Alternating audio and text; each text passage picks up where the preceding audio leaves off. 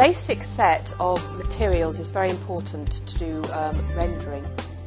First off, we have an A3 pad, it could be A4 if you prefer, of marker paper. It's bleed proof, 70 gram is perfect.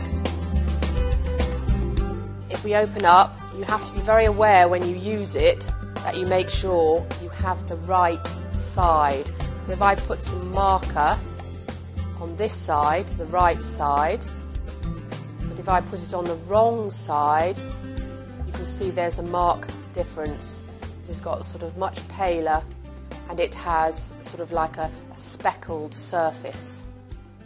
So marker paper is important, and then we have the pens. Here we've got Chart Pack pen, which is solvent based, and you obviously can get all sorts of different graphic markers, Pantone and so forth.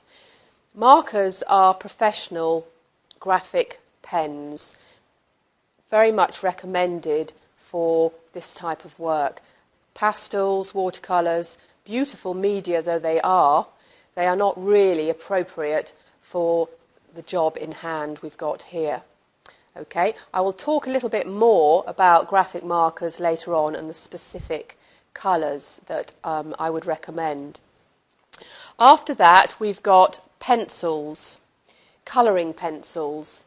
You do need to have quite a range, but they don't have to be ridiculously expensive.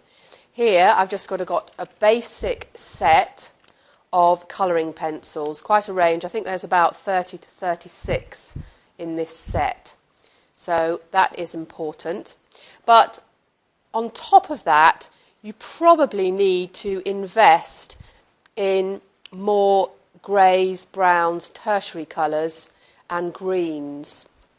I order these individually online. You can get them from any site.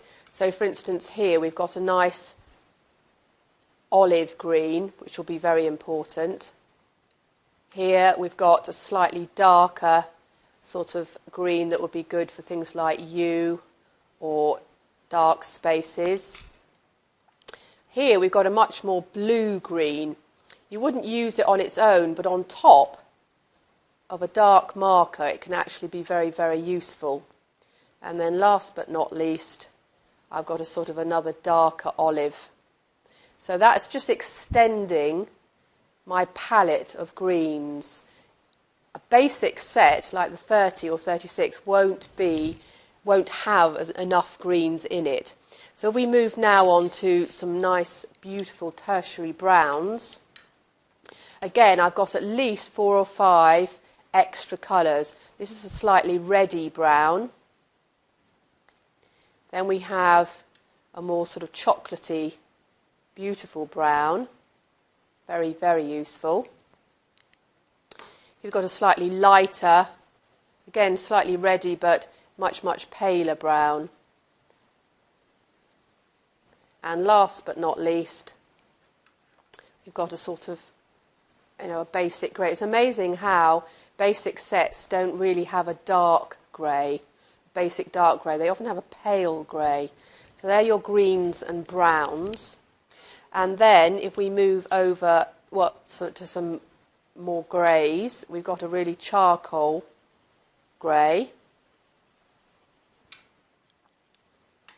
Just widens the spectrum and they become very useful. Some of them are very, very similar, but it's these subtle differences that later on will make your images really, really successful.